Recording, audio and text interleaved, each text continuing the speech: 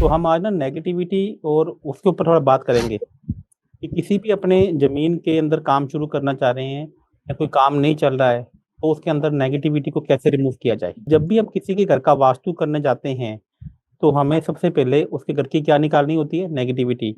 और उसके साथ साथ में जब भी हम किसी का काम शुरू करने जा रहे हैं, जैसे मान लीजिए कि आपने कोई खड्डा भरवाना है या किसी ने कोई तोड़फोड़ शुरू करनी है, तो किसी भी काम को करने से पहले हमें वहां के देवी देवताओं से क्या लेनी होती है, परमिशन लेनी होती है कि हम ये काम शुरू करने जा रहे हैं, हमें इसकी परमिशन दीजिए और फिर जाके काम करना है। मान लीजिए कि किसी ने टॉयलेट को तोड़ना है, टॉयलेट को वो बोला कि नॉर्थ ईस्ट में टॉयलेट है और आप टॉयलेट आपने क्या कर दिया, उखाड़ दिया।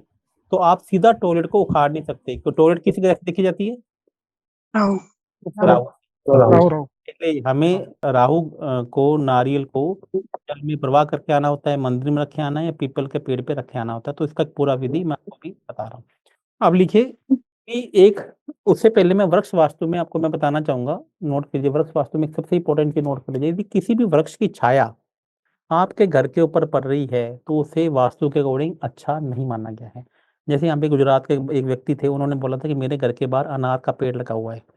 यदि आपके घर के ऊपर अनार का पेड़ लगा हुआ है तो वह बुरा नहीं है, अच्छा है, लेकिन उसके घर की छाया आपके ऊपर, जब भी घर के किसी भी वृक्ष की छाया आपके घर के ऊपर पड़ जाती है तो वह उसको अच्छा नहीं माना गया।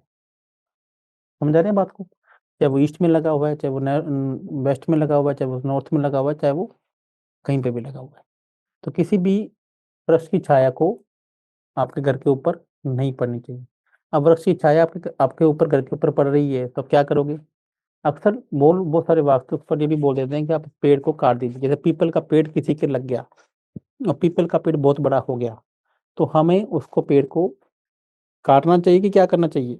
बड़े पीपल को काट तो काटना सकते तो नहीं है नहीं सर। चाहिए। पूजा काट तो पूजा सकते करके उसको फिर हटाना चाहिए।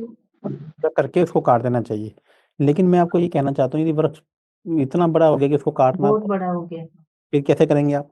कोई आइडिया नहीं है सर। हाँ, नहीं आप नहीं बताओ पता है कैसे गुरुजी। करेंगे। नहीं मैं कोई नहीं बात, पता गुरुजी।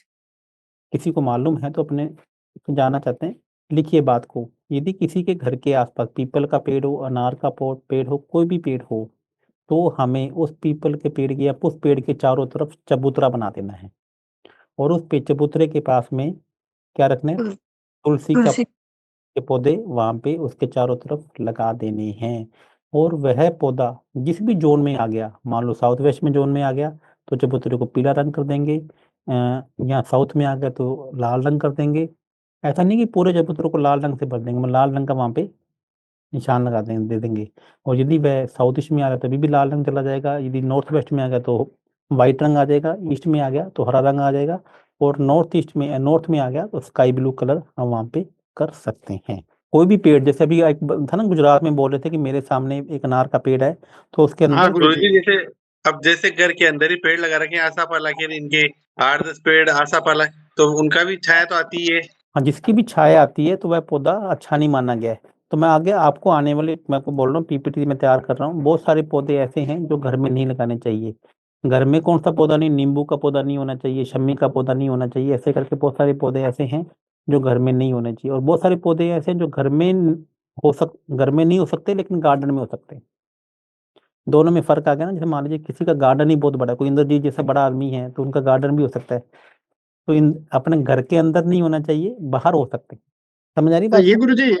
गुरुजी ये मेरा अनार का जो है ना पेड़, वो एग्जैक्ट मेरी घर की बाउंड्री के बाहर है। हाँ और तो उसकी बाहर है। पूरी छाया, हाँ पूरी छाया घर पर नहीं रहती है, लेकिन वो हमारा जो आंगन है ना, ओटला वगैरह, वहां पे गिरती है। हाँ तो तो जो ये वो घर मेरे घर की दीवार से 10 फुट दूर है।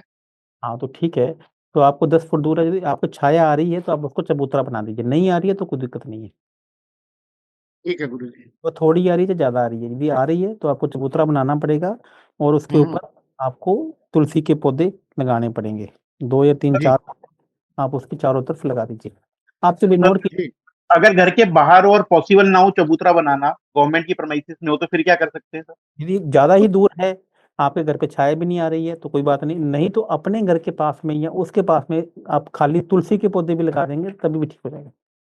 गुरुजी आइए, ये तो गांव में तो बहुत ज्यादा प्रॉब्लम होगी इसकी, तो वहां तो सारे तो पेड़ ही होते हैं।